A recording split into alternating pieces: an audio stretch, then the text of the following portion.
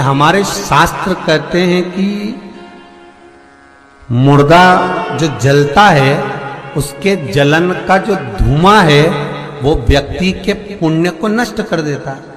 देखना एक प्रसंग देखिए, पुण्य नष्ट हो गए, पर शमशान से आने के बाद स्नान जब व्यक्ति कर लेता है और करने के बाद तुलसी के क्यारे की मिट्टी का मात्र तिलक लगा लेता है तो जो शमशान में उसका पुण्य समाप्त हुआ उससे 1000 गुना पुण्य को वापस प्राप्त कर लेता। देव उठनी एकादशी के दिन भगवान उठेंगे, नहीं कहता कि भगवान को चावल नहीं चढ़ाना चाहिए। यहाँ शास्त्र कहता है आप शिव जी को चाहे एकादशी हो, चाहे द्वादशी हो, चाहे प्रदोष हो, चाहे पूर्णिमा हो, चाहे अमावस्या हो, चावल का दाना आप भगवान शिव को समर्पित कर सकते हो और ज्यादा नहीं। शंकर कभी ये नहीं कहते कि मुझे बहुत सारा चढ़ा। शंकर जी की कथा कहती है कितना, मात्र 1 चावल। गंगा के जल में एकादशी के दिन 7 बेलपत्री डालकर जो नंदीश्वर भगवान अर्थात जो शंकर जी के शिवलिंग के सामने नंदी होता है उस नंदी के चरण पर गंगा का जल चढ़ाकर बेलपत्री शिव पर समर्पित कर देता है, उसके घर में रुपया रुकना चालू हो जाता है। फिर वो गलत जगह पर नहीं जाता, गलत स्थान पर वो धन जाएगा ही। एकादशी तिथि आए उन दीप को भगवान के सामने प्रज्वलित कर 5 दिए अपने दरवाजे के पास में बाहर की ओर रख देता है। उसके घर में कभी रोग बीमारी और लक्ष्मी की कोई कमती नहीं होती, उसका जीवन सार्थक हो जाता है। जॉब सर्विस नौकरी में सफलता प्राप्त हो जाती है, परंतु वो भी एकादशी को ही होता है। तुलसी के 11 पत्ते डाले जाते हैं। कितने पत्ते डालते हैं? 11 तुलसी के पत्ते डालते हैं और उसको किसी भी नारायण के मंदिर में, राम कृष्ण भगवान विष्णु दत्त आदि जितने नारायण के मंदिर हैं उस मंदिर में किसी भी पात्र में, एक छोटे से पात्र में उसको भरकर रखी आते हैं महाराज। कुछ देर तक पात्र को रखा जाता है, फिर वही पात्र का जल किसी भी वृक्ष के नीचे डाल दिया जाता है, उससे भी नौकरी के लिए फायदा मिलता है। तुलसी भी सात्विकवान थी, धर्मात्मा थी, पुण्यवान थी। इसका नियम था भगवान नारायण के चरणों में प्रतिदिन हल्दी और कुंकू चढ़ाती थी। भगवान नारायण के सीधे चरण में हल्दी और उल्टे चरण में कुंकू चढ़ाती। नियम था, सात्विकवान थी, धर्मात्मा थी। पर एक दिन इसने क्या करा कि भगवान नारायण के चरण को जब पूजन करने के लिए गई, पूजन करते समय भगवान की प्रतिमा को इसने नीचे धक्के देकर गिर गया। प्रतिमा जैसी गिरी, प्रतिमा के 2 टुकड़े हो गए। आज नारायण रुष्ट हो गए। नारायण रुष्ट हुए तो नारायण ने रुष्टित होकर उसी समय पर इसको श्रापित किया। भगवान शिव ने जाना कि नारायण ने श्राप तो दे दिया है, इसका निर्वहन कैसे हो। भगवान शिव ने जानकर शंखचूर्ण ने उपद्रव मचाया, इसके सात्वित्व को फिर नारायण ने भ्रष्ट किया और नष्ट कर शंखचूर्ण का वध भगवान शिव ने करा। शंखचूर्ण का जब वध करा तो तुलसी ने भगवान नारायण को पत्थर होने का श्राप दिया और खुद जल की तरंग के रूप में बही और वही जल की तरंग गंडकी नदी के रूप में प्रवाहित हो गई। कौन सी नदी? गंडकी ने श्राप दिया भगवान शंकर को, भोलेनाथ आपके द्वारा मेरा पति मारा गया है, इसलिए मेरा जल आप पर नहीं चढ़ेगा। आज भी अगर आप नेपाल में जाएंगे, पशुपतिनाथ का अभिषेक करेंगे तो पशुपतिनाथ के मंदिर वाले आपसे पूछेंगे, पंडित पूछेंगे ये जल कहाँ का है। आपने बोला नेपाल का जल है, नहीं चढ़ाने देंगे, क्योंकि नेपाल के पास में गंडकी नदी बहती है, वही नदी का जल नेपाल में आता है। तो नेपाल में नेपाल की नदी का पानी नहीं चढ़ता। आप कहेंगे हम इंडिया से जल लेकर आए हैं, हमारे यहाँ से लाए हैं, तो वो जल शिव जी को चढ़ाने देंगे। पर गंडकी नदी का जल शंकर को नहीं चढ़ता, गंडकी का जल नहीं चढ़ेगा। नारायण आपकी प्रागट्यता, आपने मेरे साथ छल करा है, इसलिए मैं आपके साथ छल करूंगी। आप मेरे साथ में विराजमान होगे और मेरे ही जल से आपकी उत्पत्ति होगी। आज भी गंडकी नदी में जाइए, गंडकी नदी में हाथ में तुलसी रख लो, दोनों अंगूठे से दबा लो, पानी में नीचे हाथ दीजिए, तुलसी बह जाती है और शालिग्राम जी हाथ में आ जाते हैं। आज भी गंडकी का प्रमाण है, तुलसी बह जाती। बस अंतर इतना है कि ये जो चीन की गवर्नमेंट है, ये जो शालिग्राम जी हमारे निकलते हैं ना, ये शालिग्राम के अंदर एक कीड़ा होता है जो तुलसी खाता है और सोना देता है। तो हर शालिग्राम जी के अंदर, प्रत्येक जितने शालिग्राम होते हैं उस शालिग्राम के अंदर सोना भरा होता है। तो वहाँ की गवर्नमेंट पहले शालिग्राम जी जब अपन लेते हैं तो वहाँ से ले लेती है, और लेने के बाद में उसमें से सोना निकाल लेती है। निकालने के बाद फिर हमको शालिग्राम जी देती है। बहू हो, बेटी हो, बुजुर्ग से बुजुर्ग माता हो, अगर वो तुलसी के क्यारे में जल चढ़ाती है, सुबह उठकर 1 लोटा जल तुलसी के क्यारे में समर्पित करती है, तो ये निश्चित है उसको ब्यूटी पार्लर जाने की जरूरत नहीं पड़ेगी, अंतिम समय तक वो सुंदर बनी रहेगी।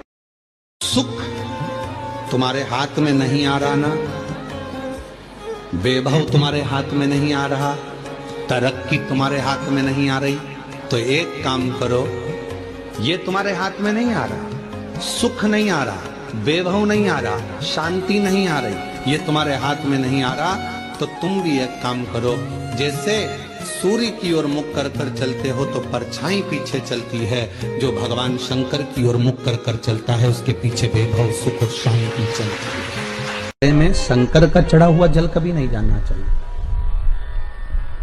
आप लोग अगर भगवान को थाली में, आपके घर में भगवान हैं, बहुत सारे होते हैं आप लोगों के, सभी लोगों के यहाँ होते हैं बहुत सारे भगवान, ठीक है, गणेश जी भी हैं सब क्या, अरे बोलो तो लड्डू गोपाल भी हैं, फिर देवी देवता भी हैं बहुत सारे, फिर शंकर जी भी हैं, तो सबको एक ही थाली में रख लिया और थाली में रखकर सबने उनको स्नान कराना चालू कर दिया।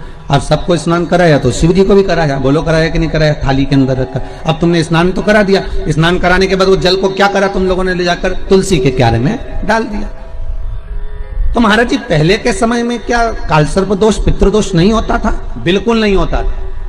पहले के समय में ना काल सर्प दोष होता था ना पितृदोष होता था। क्यों? तो क्या घर में लोगों के शंकर जी नहीं होते थे? होते थे। लोग शिव जी को स्नान कराते थे, पर घर में बगीचा, खलियान, खेत, वृक्ष इतने लगे होते थे कि शंकर जी को स्नान कराने के बाद वो जल को ले जाकर, भगवान को स्नान कराने के बाद जल को ले जाकर पेड़ पौधे में डाल दिया जाता था, बगीचे में डाल देते थे, तुलसी के क्यारे में नहीं डालते थे। इसलिए ना पितृदोष होता था ना काल सर्प दोष होता था। अब दुनिया के लोग भगवान को स्नान करा के ले दे के एक ही पौधा घर में दिखता है, वो तुलसी जी का, बस स्नान कराया और तुलसी जी में ले जाकर डाल दिया। तो तुलसी जी में ले जाकर डाला तो उससे शास्त्र कहता है कि अगर शिव जी का चढ़ा हुआ जल तुलसी के क्यारे में जाएगा तो सर्प के डसने का दोष लग जाएगा, जिसको हिंदू धर्म में काल सर्प दोष कहा गया, जो काल सर्प दोष। अच्छा, बड़ा विचित्र काम है, कई कई गांवों में आप लोगों ने भी देखा होगा, यहां तो ठीक है परंतु हमने महाराष्ट्र में बहुत देखा। महाराज कई कई गांवों में तुलसी के क्यारे के नीचे शंकर जी को रखते हैं, ये तुलसी के कुंड के अंदर शंकर जी को रखेंगे। पर ये दो कोई आपको अलग अलग तरह से ना जाने घुमा फिरा के, ना जाने बुद्धि ऐसी फेर कर गलत चीज बताएगा ना, तो वो समझ में आ जाएगी आप लोगों को। दुनिया की आदत है।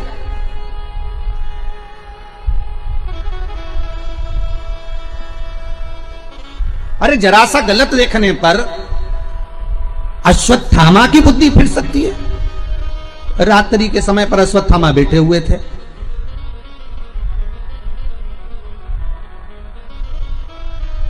और रात्रि के समय पर अश्वत्थामा बैठे, और बैठे बैठे अश्वत्थामा ने क्या देखा कि एक वृक्ष के कोटर में कौवे के अंडे रखे हुए हैं, कौवे के बच्चे रखे हुए हैं, और एक उल्लू रात्रि के समय पर उड़ता उड़ता आया और वो कौवे के अंडों को उसने, रात के समय कौवा जब सो गया तो उसके अंडों को, उसके बच्चों को मार दिया।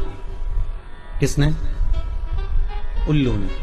अश्वत्थामा ने देख लिया इससे जोरदार कोई काम नहीं हो सकता, अगर ये पांडव जीते, नेत्र खुलने के बाद अगर नहीं मर रहे तो एक काम करता हूं, जैसे उल्लू रात को आया और उसने कौवे के अंडों को मार दिया, कौवे के बच्चों को मार दिया, तो अश्वत्थामा ने भी विचार करा एक काम करता हूं, मैं भी सोते समय पर जाता हूं और मार देता हूं। और अश्वत्थामा ने करा क्या, जब पांडवों के पुत्र सो रहे थे और अश्वत्थामा उनको सोते हुए को मार आया, सोते हुए। बस केवल रात्रि को एक जरा सा एक लीला देखी और उस बुद्धि में, अश्वत्थामा के उस विवेक में वो समाहित हो गया। गलत चीज लोगों की बुद्धि में तुरंत आ जाती है कि हाँ हाँ उसने ऐसा करा, उसने तुलसी जी के क्यारे में शिवलिंग रखा तो अपन भी रख लो, उसने ऐसा करा तो अपन भी ऐसा कर लो, उसने यूं करा तो अपन भी ऐसा कर लीजिए। पर शंकर की कथा करें नहीं भाई, ये थोड़ा वंचिता होना चाहिए हमारा। जो शास्त्र सम्मत हो उसका स्मरण करना चाहिए। पहले के समय में दो दोष नहीं रहते थे, ना पितृदोष रहता था, ना काल सर्प दोष रहता था। काल सर्प दोष कब आया? जब आप लोगों ने भगवान का चढ़ा हुआ जल, शिव जी का चढ़ा हुआ जल तुलसी में चढ़ाना प्रारंभ करा, तब काल सर्प दोष आया। और पितृदोष पहले नहीं होता था। क्यों? क्योंकि लोग घर के मटके में से, घर के हंडे में से, घर के परिंडे में से लोटा भरकर पानी लेकर जाते थे और शंकर को चढ़ाते थे। घर का जो रसोई घर होता था वो बीच केंद्र में होता था, रसोई घर घर के मध्य में होता था। तो वहां से जब पानी लेकर जाते थे, वो परिंडा, मटका, हंडा पितरों का स्थान माना गया है। वहां से जब पानी भरते और ले जाकर शंकर जी को चढ़ाते, तो पूरे घर में से पानी निकलकर जब शिव को चढ़ने के लिए जाता था, तो पूरे घर का वास्तु दोष, पितृदोष समाप्त हो जाता था। अब आज के जमाने में मंदिर का लोटा उठाकर, मंदिर का पानी भरकर शंकर जी को चढ़ा देते हैं, तो ना वास्तु दोष समाप्त होता है, ना पितृदोष समाप्त होता है, ना काल सर्प दोष समाप्त होता है। पहले भी कथा में कहा, परसों की कथा में कहा कि लक्ष्मी जी अपने पास का अगर कोई सामग्री शिव जी को चढ़ा देती तो शंकर प्रसन्न हो जाते। पर लक्ष्मी जी ने करा क्या? जल भी लाई तो पार्वती की यहां से लाई। लक्ष्मी जी अगर जल लेकर आ रही है तो पार्वती की यहां से लेकर। आपके पास में जो है आप शंकर को वो समर्पित करो। जब देव उठनी एकादशी पर उठते हैं, जब मेरे भगवान विष्णु अपना चरण नीचे रखते हैं, तो एक कुबेर और दूसरी स्वयं लक्ष्मी भगवान के चरण को अपने हाथों में झेल लेती है। किसी लड़का और लड़की का विवाह नहीं हो रहा, 30 साल हो गए, 32 साल हो गए, 34 साल हो गए, लड़का लड़की का विवाह ही नहीं हो रहा। बहुत टेंशन है माता पिता, कोई मंगली है, कोई मांगलिक है, संबंध हो ही नहीं रहा। बहुत प्रयास कर रहे हैं। एक प्रयास छोटा सा कर देखिए। 4 दिशा का स्मरण करिए, पूर्व पश्चिम उत्तर दक्षिण। हथेली पर आटे का दीप लगाइए, घी भर लीजिए और 4 बत्ती उसमें अलग अलग रख लीजिए। थोड़ा सा पीला चावल हल्दी में कर उसमें डाल दीजिए। जो लड़का लड़की का विवाह करना उसी के हाथ में देना है। और देव उठनी एकादशी के दिन, जिस दिन देवता उठेंगे, जिस जगह पर तुलसी शालिग्राम का आप पूजन करते हो, गन्ने के नीचे, ईख के नीचे तुलसी का प्याला रखकर पूजन करते हो, वहां पर भगवान शिव और भगवान नारायण का नाम लेकर उस दिए को दबा दीजिए और वहीं पर हल्दी का तिलक उस लड़का या लड़की का कर दीजिए और उसके हाथ में थोड़ी सी हल्दी लगा दीजिए। महाराज 2.5 महीने 3 महीने तो बहुत हो गए, उस बच्चा और बच्ची का विवाह पक्का हो गया। तुलसी के क्यारे के पास में एक छोटी सी कटोरी रखकर घर का कोई भी व्यक्ति, चाहे महिला हो, पुरुष हो, पुत्र हो, पुत्रवधू हो, बच्चे हों, कोई भी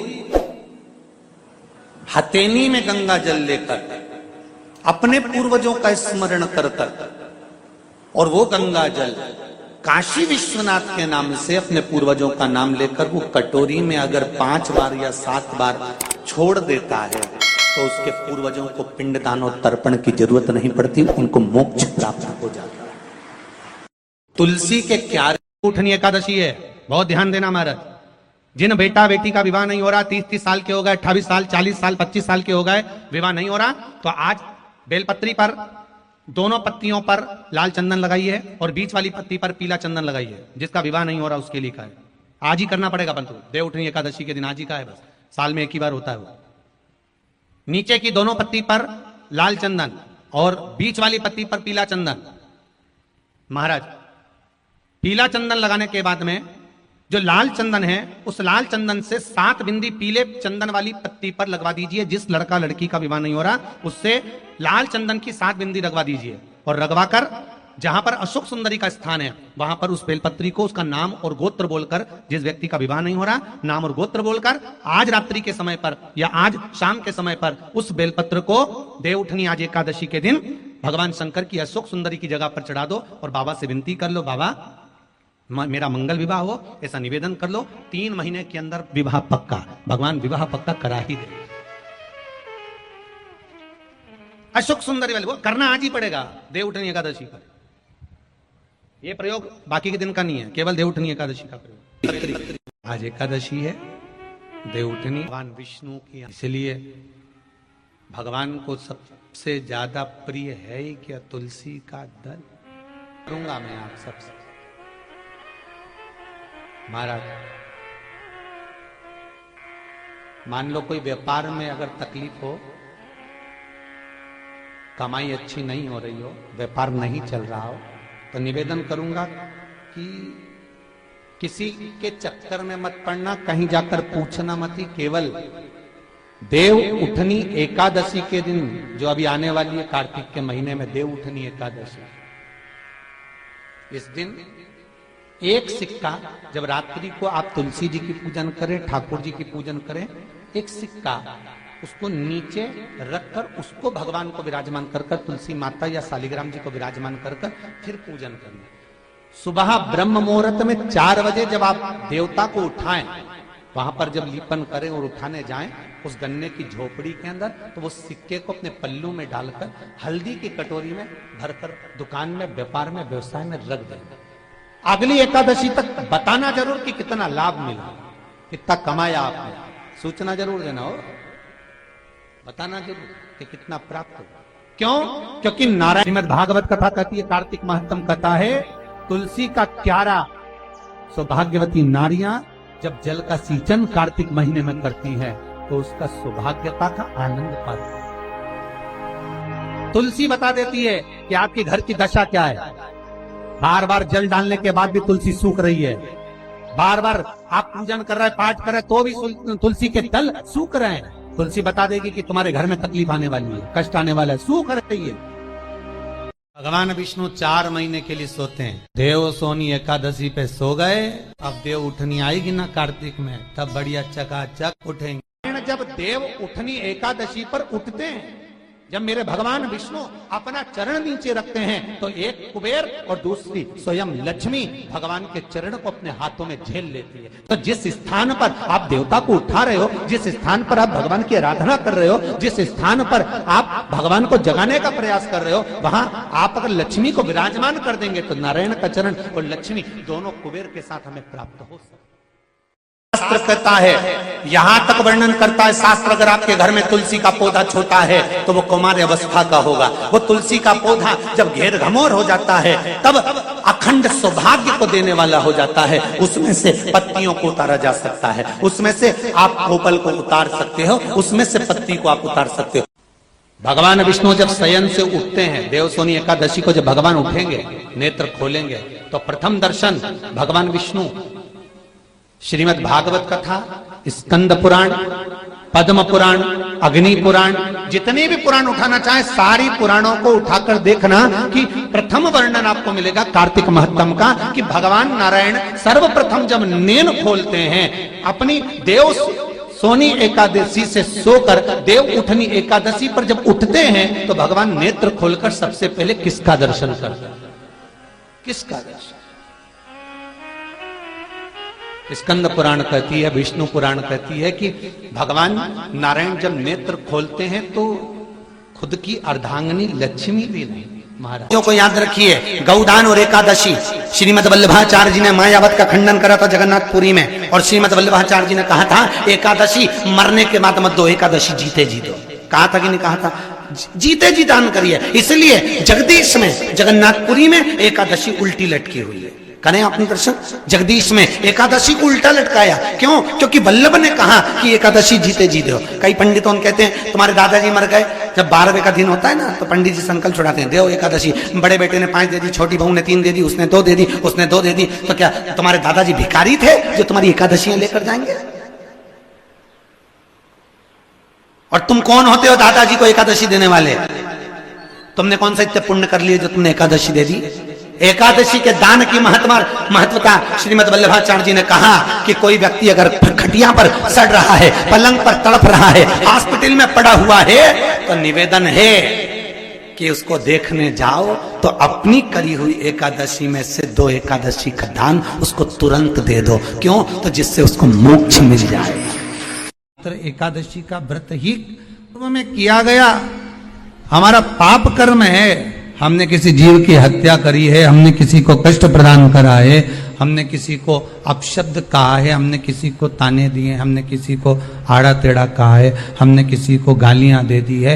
मात्र एकादशी का व्रत ही कर लेने पर ये सारे जो दोष हैं वो समाप्त हो जाते हैं। एकादशी के दिन जब आप जल शंकर को चढ़ाने तो रोज ही जाते हैं, जब एकादशी का दिन रहे और शंकर जी के मंदिर में आप जल समर्पित करें तो 3 बार मुख से स्वधा स्वधा स्वधा या स्वधा स्तोत्र का पाठ, जिसमें 12 श्लोक। जैसे पीपल के पत्ते में पराग होता है, हमारा हिंदू धर्म, हमारा शास्त्र कहता है, हमारे शास्त्र, हमारे वेद डॉक्टर वर्णन करते हैं कि पीपल के पत्ते को अगर एकादशी और द्वादशी के दिन एक तांबे के पात्र में गला कर रख दिया जाए और उस पानी का आचमन 3 बार करा जाए तो जिसकी नाड़ियां चोक भी हो जाती है, डॉक्टर बोले इसका बाईपास करना पड़ेगा, उसको केवल 3 आचमन पानी एकादशी और द्वादशी को पीपल के पत्ते का कराया जाए तो अंदर की नाड़ियां भी खुल जाती हैं। मरने के बाद नहीं, क्योंकि मरने के बाद तो वो 10वें के दिन गरुड़ पुराण में लिखा है 10 दिन तक जीवात्मा घर की अटारी पे रहती है। कितने दिन? 10 दिन। 10 दिन के बाद जीवात्मा चली जाती है। कहां जाती है? उसको जहां जाना है। 3 दिन में उसको भोग भोगना पड़ता है जीवात्मा को। 3 दिन नरक का भोग भोगती है, उसके बाद स्वर्ग का भोग भोगती है। 18 दिन में ये प्रोसेस पूरी हो जाती है। कितने दिन? 18 दिन। 18 दिन के बाद में उस जीवात्मा को धान के खेत में पटका जाता है। किसके खेत में? धान के, चावल के खेत में। इसलिए कहते हैं एकादशी के दिन चावल मत खाओ। कहते कि नहीं कहते? और क्या कहते हैं? द्वादशी के दिन चावल खाना जरूरी है। एकादशी का पालना करना है तो द्वादशी को चावल का 1 ग्रास खाओ, तब द्वादशी को चावल खाओगे तो एकादशी लगेगी। चावल नहीं खाओगे तो एकादशी नहीं लगेगी। द्वादशी को चावल खाना जरूरी है। क्यों कहते हैं? क्योंकि धान के खेत में जीव को छोड़ा जाता है, उस धान के खेत में, चावल के खेत में जीवात्मा रहती है। उसको चिड़िया खाती है तो चिड़िया के रूप में जन्म लेता है, मनुष्य खाता है तो मनुष्य के रूप में जन्म लेता है। इसलिए एकादशी के दिन चावल नहीं खाया जाता, क्योंकि एकादशी के दिन हम चावल खाएंगे तो जीव हत्या का दोष लग जाएगा। फिर कब खाना है? द्वादशी के दिन। द्वादशी के दिन क्यों खाया जाता है? क्योंकि हम एकादशी के व्रत करे रहते हैं और पहला घासा जब चावल का खाते हैं तो अपनी करी हुई एकादशी का पुण्य जितने जीव हमारे मुंह में जाते हैं उनको उसका पुण्य मिल जाता है और उनका फिर जन्म नहीं होता, वो तर जाते हैं, उनको एकादशी का भाग मिल जाता है। इसलिए कहते हैं एकादशी को चावल मत खाओ, पर द्वादशी को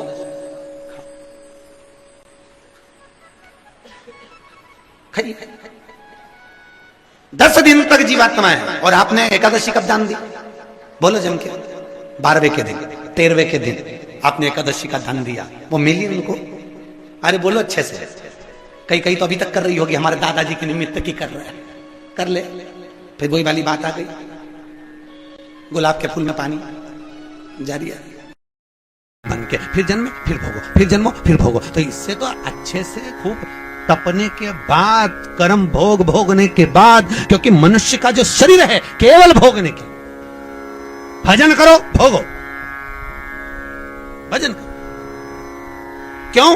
84 लाख योनियों में आप कीट बनकर पैदा हुए, आपको उसमें मर भी जाओगे तो आपको ज्ञान नहीं होगा। पशु बनकर पैदा हुए आपको ज्ञान नहीं होगा। जंतु बनकर पैदा हुए आपको ज्ञान नहीं होगा। पर मनुष्य की योनि केवल एक ऐसी योनि है, इस योनि के अंतर तुमने पूर्व में 84 लाख योनि में जो कर्म करे होते हैं, उस कर्म का सारा भोग तुम्हें मनुष्य योनि में भोगने को मिलता है। और उस योनि में जब भोगोगे तो थोड़ा सा कष्ट तो होगा महाराज, होगा। कई लोग कहते हैं हमारी पड़ोसन तो अगरबत्ती नहीं लगाती गुरुजी तो भी खुश, कभी मंदिर नहीं जाती पड़ोसन, कभी शंकर जी को लोटा भर पानी नहीं चढ़ाती तो भी भगवान खूब दे दिया, और हम तो रोज मंदिर जाएं, व्रत करें, उपास करें तो भी दुखी हैं। उसका क्या कारण है? तो शिव महापुराण में लिखा, एक बार देवऋषि नारद भगवान विष्णु के पास में पहुंचे और भगवान विष्णु से कहा, नारायण, दुनिया के लोग अगरबत्ती नहीं लगाए, भगवान का पूजन नहीं करें, पाठ नहीं करें तो सुखी रहते हैं, और दुनिया के लोग भगवान का भजन पूजन करते हैं तो दुखी रहते हैं, ऐसा क्यों? भगवान विष्णु ने कुछ बोले नहीं। भगवान विष्णु बोले, मुझे भूख लग रही है, मेरे साथ पृथ्वी पे घूमने चल। भगवान विष्णु नारद जी के साथ पृथ्वी पे घूमने निकले। अब जैसे ही नारद जी के साथ घूमने निकले तो भगवान विष्णु ने एक सेठ जी का घर देखा। नारद जी बोले, महाराज ये सेठ जी का घर है, खूब बड़ा धर्मात्मा दानी है, चलो इसके यहाँ कुछ खाने को मिल जाएगा। भगवान विष्णु ने मनुष्य का रूप रखा, नारद जी ने मनुष्य का रूप रखा, साधारण रूप बन रखकर दरवाजा बजाया। सेठ जी, ओ सेठ जी, सेठ जी। सेठ जी बाहर निकल कर आए, क्या है? हमें भूख लगी है, कुछ दान दे दो। इतने में सेठ जी बोले, तुम्हारा बाप रख के गया, दान दे दो, चलो निकले यहां से, निकल जाओ यहां से। सेठ जी ने धक्के मार के देवऋषि नारद और भगवान विष्णु को भगा दिया। इतने में देवऋषि नारद को क्रोध आया। देवऋषि नारद ने कहा, महाराज इसने अपमान करा है, अपने को धक्के मारकर निकाला है, श्राप दे दो, बर्बाद हो जाए।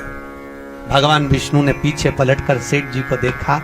देखकर भगवान विष्णु ने दोनों हाथ उठाकर कहा, जा तेरे यहां खूब लक्ष्मी बढ़ जाए, खूब लक्ष्मी बढ़े और बढ़े और बढ़े।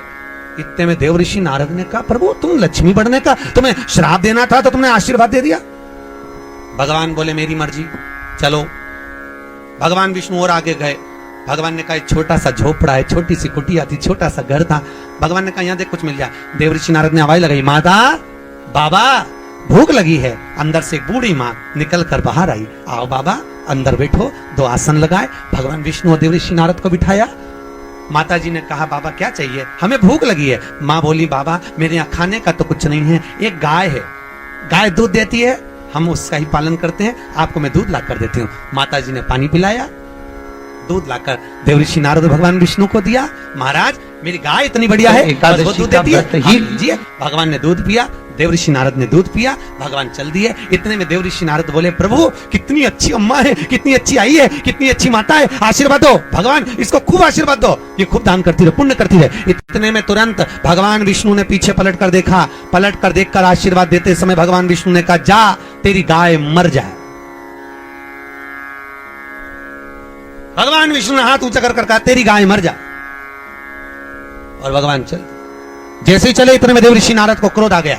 देवऋषि नारद ने कहा, भगवान वो सेठ जी ने तुम्हारा अपमान करा, धक्के मारकर निकाला और उसको कह रहे हो कि लक्ष्मी बढ़ जा, और वो